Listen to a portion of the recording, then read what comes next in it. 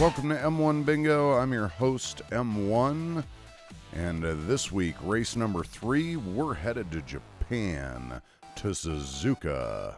Fabulous track, real driver's track. And shout out to my guy, Gortati, who's at the race. Hope you enjoyed it, my man.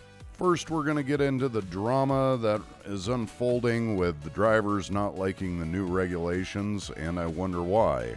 The issue stems from the clipping. You got your foot down to the floor, giving her all she's got, and all of a sudden, you just start slowing down. This is an unnatural feeling for the drivers. In our lives, it's something's wrong with the car, and it's about ready to die. They've shut the power off to the bumper cars, ending our fun. You're halfway through brushing your teeth, and that's going to end. Or, even worse, your personal massager is not personally massaging anymore. They cut the power. What do you mean they cut the power? How could they cut the power, man? They're animals. Yes, that's correct. They're animals, all right.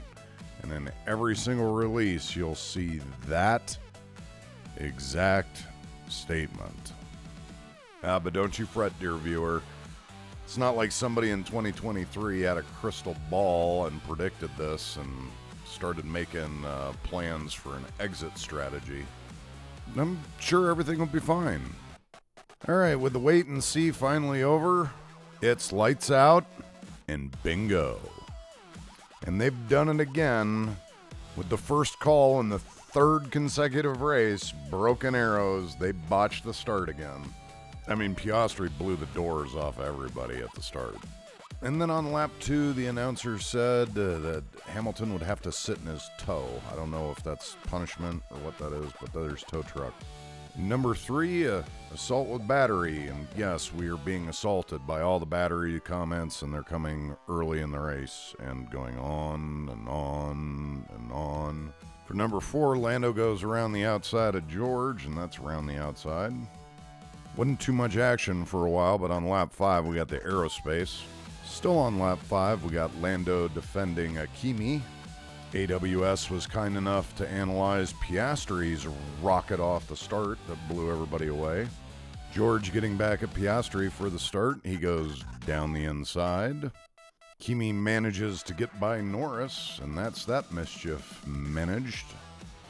In at lap 12 is some clean air for that great Perrier. Max on the team radio saying that the rack feels heavy. Wish they'd let him go on a little bit more, but that's Max explaining. We've got Lynn OK getting shown the black and white flags for moving under braking, and that's hoist the colors. At number 13, we've got everybody's favorite topic, undercut. They even did the overcut, and it was pretty impressive. Next, we got Martin Brundle. It was Crofty. Quote, feel how clean the air is, Lando Norris. He is ahead of the Lindblad-Hajar argument. To which Button replied, I mean, he is behind Esteban Ocon, so it's not that clean. Oh!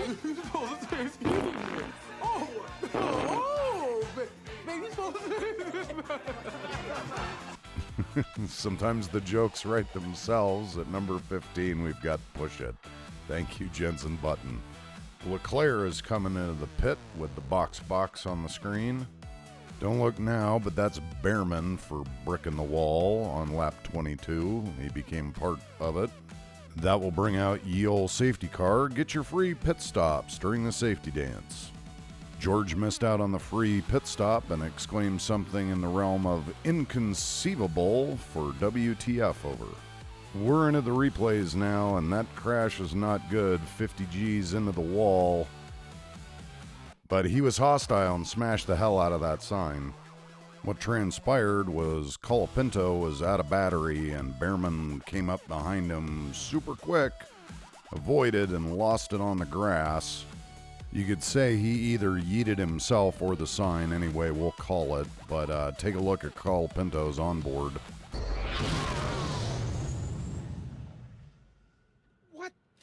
Hell was that? We're glad that Behrman's okay, but George is still whinging somewhere. Quote, wow, our luck these last 2 races. And then Toto Wolff told him to put a sock in it. We got littering, and no matter where you're at in the world, I guess it's always the same old situation. You got 24 dudes with brooms and one guy with a plastic bag picking up all the foam bits. You get the one-car race team relegated to the midfield, battling Haas, Audi, and Alpine. We got a steward investigation into Colapinto and Behrman, which, don't they look at the regulations? I guess they just skipped over the closing delta or lights on the back of a car for a situation like that. Uh-oh, Lemon. Lance Stroll's calling it a day and hanging up his personal massager. It's Lynn Allright in the Racy Bowl locking up. Not on your bingo card is the power going out to McLaren's pit wall. On the other hand, that means no pit wall interview with Snack Brown. We're already at the end with the Mercedes podium, but honestly, I fell asleep the first time I watched on lap 13. And we got Kimi Veloce. He's now the youngest ever to lead the F1 championship. And then we got Oscar Pastrami up there in second after his great start. And Charles Leclerc coming in, rounding out the top three.